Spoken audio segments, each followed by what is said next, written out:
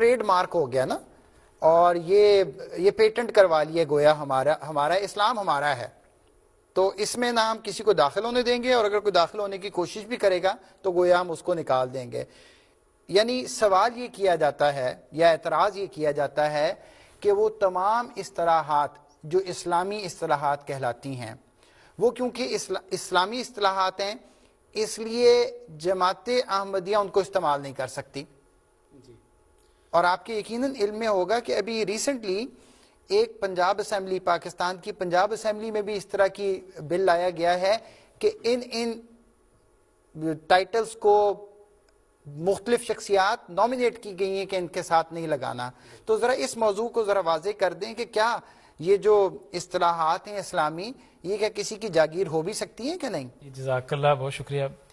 بسم اللہ الرحمن الرحیم. یہ ایک ایسا سوال ہے کہ جو 1974 کے بعد سے ہمارے اوپر یہی الزام لگایا جاتا ہے جماعت احمدیہ کے اوپر کہ چونکہ ہم نے ان کو غیر مسلم قرار دے دیا ہے. اس کی بیس دیکھیں کیا ہے کہ چونکہ ہم نے ان کو غیر مسلم قرار دے دیا ہے اس لیے یہ اس بات کے مجاز ہرگز نہیں کہ اسلامی اصطلاحیں استعمال کر سکیں. اور ہماری یہ پیٹنٹ اصطلاحیں ہیں جیسے آپ نے ذکر کیا سوال میں, تو کوئی اور شخص نہیں استعمال کر سکتا. دیکھیں سب سے پہلے لفظ پیٹنٹ پہ غور کریں کہ پیٹنٹ ہے کیا چیز. تو پیٹنٹ کا مطلب یہ ہے کہ اگر ایک شخص کوئی ایجاد کرتا ہے, کوئی دوائی یا کوئی نئی چیز ایجاد کرتا ہے, تو وہ فوراً وہ اپنا ٹریڈ مارک اس کو رجسٹرڈ کرا لیتا ہے اور کہتا ہے کہ یہ میرے علاوہ کوئی نہیں استعمال کرے گا, یا اگر کوئی اور استعمال کرے گا تو وہ میرا نام لے گا, میری اجازت سے استعمال کرے گا. یہ ہے پیٹنٹ کی اصطلاح.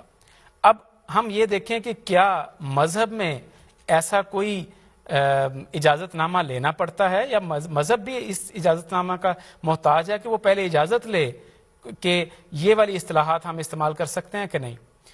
تو جب ہم اس مقصد کے لیے قرآن کریم کو دیکھتے ہیں تو قرآن کریم بہت واضح انداز میں شروع ہی یہاں سے کرتا ہے کہ جو سورہ فاتحہ کی بسم اللہ کے بعد جو پہلی آیت ہے کہ الحمدللہ رب العالمین, کہ تمام تعریفیں اس اللہ کے لیے ہیں جو رب العالمین, جو تمام جہانوں کا رب ہے.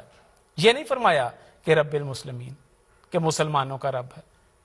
تو قرآن کریم نے جس جگہ سے آغاز کیا وہ تمام لوگوں کو اختیار دے دیا اللہ تعالیٰ نے کہ تم اس کو رب کہہ سکتے ہو کیونکہ وہ تمہارا رب ہے.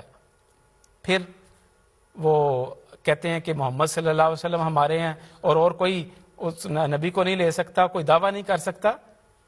پھر قرآن کریم کی طرف آتے ہیں.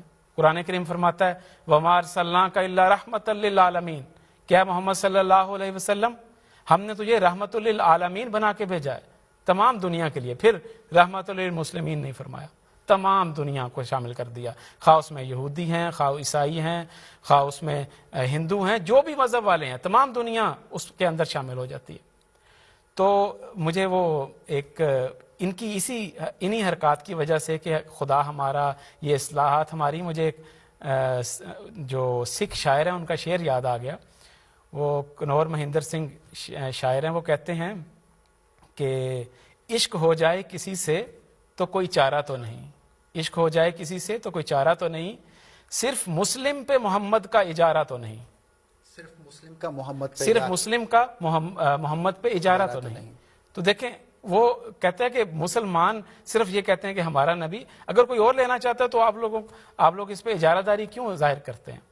تو یہ بات, اس میں کوئی شک نہیں کہ اگر اس طریقے سے پیٹنٹ کرانا شروع کریں تو ہم اس کی ایک پوری ہسٹری قرآن کریم سے پتہ لگے گی کہ وہ اصطلاحات جو یہود کے ذریعے استعمال تھیں, وہ اصطلاحات جو یہودی انبیاء کے جو بنی اسرائیل میں جو انبیاء آئے ان کے زیر استعمال تھیں, وہی اصطلاحات مسلمان استعمال کرتے ہیں. سب سے پہلے مسلم کی اصطلاح لے لیں. مثلا تو حضرت ابراہیم علیہ السلام کے لیے لفظ استعمال کیا گیا کہ کانا حنیفاً مسلمان, کہ مسلمان کون تھا؟ حضرت ابراہیم علیہ السلام. تو اگر آج یہودی یا عیسائی کہنا شروع کر دیں کہ ابراہیم علیہ السلام مسلمان تھے, آپ لوگ کیوں استعمال کرتے ہیں, وہ تو ہمارے نبی تھے, آپ لوگ ان کو اپنا نبی کیوں مانتے ہیں, وہ تو ہمارے نبی تھے. پھر آگے دیکھیں ملت ابیکم ابراہیم ہوا سماکم المسلمین, کہ اپنے باپ ابراہیم کا دین اختیار کرو. ہوا سماکم المسلمون, مسلمین وہ پہلی ہستی تھی جنہوں نے تمہیں مسلمان کا نام تمہیں دیا. اب اس سے آگے چلیں. قرآن کریم کی ہر سورت سے پہلے بسم اللہ الرحمن الرحیم آتی.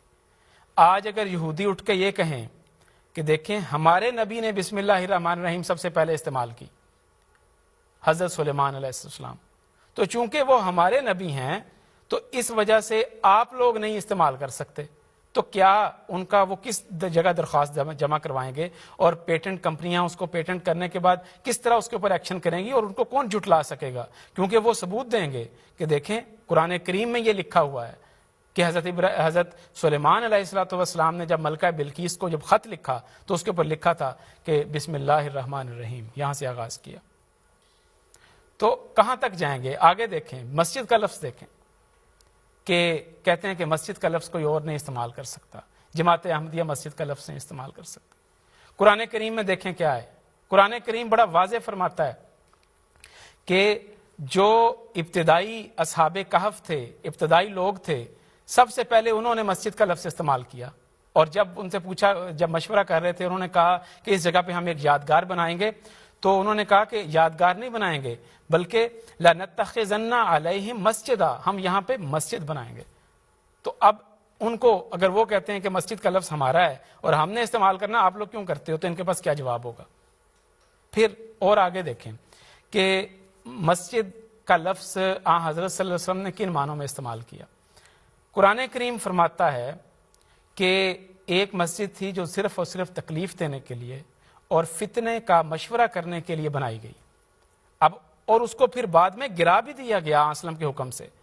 لیکن قرآن کریم یہ کہتا ہے کہ اس کے باوجود اس کو مسجد ہی کہیں گے، مسجدن زرارن کہا کہ زرار مسجد ہے جو تکلیف دینے کے لیے بنائی گئی. اس کے باوجود قرآن نے یہ آزادی ضمیر کا، آزادی اظہار رائے کا یہ حق ہرگز نہیں چھینا کہ تو اس کو مسجد نہ کہا جائے، اس کو کلیسا کہہ دیا جائے، اس کو ٹیمپل کہہ دیا جائے، اس کو مسجد ہی کہا. تو یہ جو کہتے ہیں کہ کوئی ہمیں یہ ایسی مثال دیں کہ کسی غیر مسلم نے استعمال کیا ہو یہ اصطلاح، تو قرآن کریم کے اندر سے اس کی مثالیں ملتی ہیں کہ ان جو ہمارے گزشتہ انبیاء گزرے ہیں انہوں نے استعمال کیا، اور قرآن کریم اس کا پروف دے رہا ہے. پھر کہاں تک جائیں گے؟ تو جیسے اب آپ نے بھی یہ ذکر کیا کہ مثلا علیہ السلام کی اصطلاح ہے اور وہ کہتے ہیں کہ یہ صرف اور صرف انبیاء علیہ السلام کے لیے ہم استعمال کریں گے، انبیاء کے علاوہ اور کوئی نہیں استعمال کر سکتا. ابھی جو 23 جولائی کو جو بل پیش ہوا تحفظ بنیاد اسلام، اور یونانیمسلی تمام لوگوں نے متفقہ طور پر یہ کہہ دیا، یہ قرارداد پاس کر دی کہ کوئی ایک بھی خلاف نہیں تھا کہ لازماً اسی طرح ہونا چاہیے کہ علیہ السلام جو ہے وہ اصطلاح وہ لوگ استعمال کریں گے جو انبیاء کے ساتھ استعمال ہوگی، نمبر ایک. اور نمبر دو کہ شیعہ جو ائمہ کے ساتھ علیہ السلام لگاتے ہیں ان کے اوپر ایک حملہ تھا کہ اگر وہ حضرت علی کے ساتھ علیہ السلام لگائیں گے تو غلط ہے، وہ حضرت علی کے ساتھ رضی اللہ لگائیں. تو ہم تو کہتے ہیں علیہ السلام کا مطلب ہے کہ اس پر سلامتی ہو. تو سلامتی تو ایک ایسی دعا ہے کہ جو ہر کوئی اپنے لیے کرتا ہے. مثلا ایک شخص جس نے نماز کبھی نہیں پڑھی، ایک شخص جس نے قرآن کریم بھی نہیں پڑھا، ایک شخص جو حج بھی نہیں کرتا، لیکن وہ سال کے بعد کبھی عید کی نماز پڑھنے آ جاتا ہے، جمعے کی نماز کبھی پڑھنے آ جاتا ہے. تو جب وہ نماز پڑھتا ہے اور التحیات للہ والصلوات والطیبات السلام علیکہ ایھا النبی ورحمۃ اللہ وبرکاتہ، اس کے بعد جب یہ کہتا ہے السلام علینا، ہم پر سلامتی ہو، تو تمام غلط کام کرنے کے باوجود ایک دفعہ نماز پڑھنے سے اس کو یہ حق مل جاتا ہے کہ وہ اپنے بارے میں سلامتی بھیج لے. تو یہ کون ہوتے ہیں کہ اس سلامتی کو محدود کرنے والے، کہ علیہ السلام کا لفظ کسی اور کے ساتھ نہیں لگ سکتا، رضی اللہ کا لفظ کسی اور کے ساتھ نہیں لگ سکتا. بھئی کیوں نہیں لگ سکتا؟ لازماً لگ سکتا ہے. قرآن کریم فرماتا ہے کہ جو رضی اللہ عنہم ورضوا عنہ، کہ اللہ تعالیٰ ایسے لوگوں سے راضی ہوگا جو جنت میں جائیں گے اور وہ اللہ تعالیٰ سے راضی ہوں گے. اور آگے لکھا ہے کہ یہ مقام کس کو ملے گا؟ ذالک لمن خشی ربا، یہ مقام اس کو ملے گا جو اپنے رب کا خوف رکھتے ہوں. بالکل ٹھیک، بالکل ٹھیک. تو جس طرح آپ نے یہ بات ساری تفصیل کے ساتھ بیان کی ہے نا، دیکھیں نا، بات یہ ہے کہ جو ہمارے مخالفین بات کر رہے ہیں، جو یہ دعوی کر رہے ہیں، وہ خود ان کے خلاف چلے جاتے ہیں.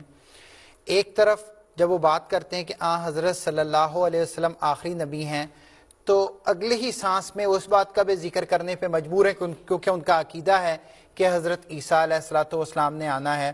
اب تو یہ بھی سوال پیدا ہو